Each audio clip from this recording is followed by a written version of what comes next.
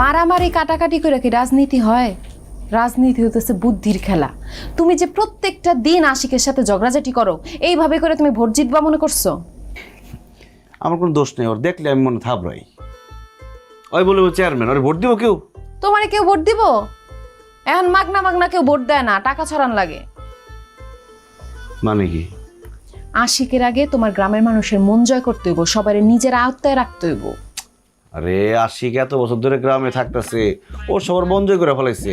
আমি বিদেশে ছিলাম না, সবার থেকে দূরে ছিলাম, এখন আসছি, এখন কি আমি হুট করে মন জয় করতে পারুম? আরে টাকা থাকলে সব কিছু পারা যায়। টাকা দিবা সবাই রে, তাই তো সবাই আওতে চলে আসবো। বুঝলাম না। শোনো, টাকা থাকলে সবকিছু সম্ভব। এই গ্রামে যত ভোটার আছে সবাই টাকা দিয়া তুমি ভোটগুলা কিনা ফেলবা। কি কও? এত ভোটার সবার যদি কিনতে যাই আমি তো অনেক টাকা লাগবো, এত টাকা পাবো কই?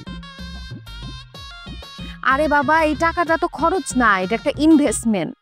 তুমি যদি আজকে 1 কোটি টাকা খরচ করো, তাহলে সামনে 100 কোটি টাকা উঠে ফেলবা।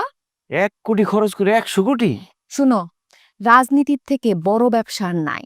তুমি তো অনেকদিন দেশের বাইরে আসছিলা, দেশের কোনো খবরই রাখো না।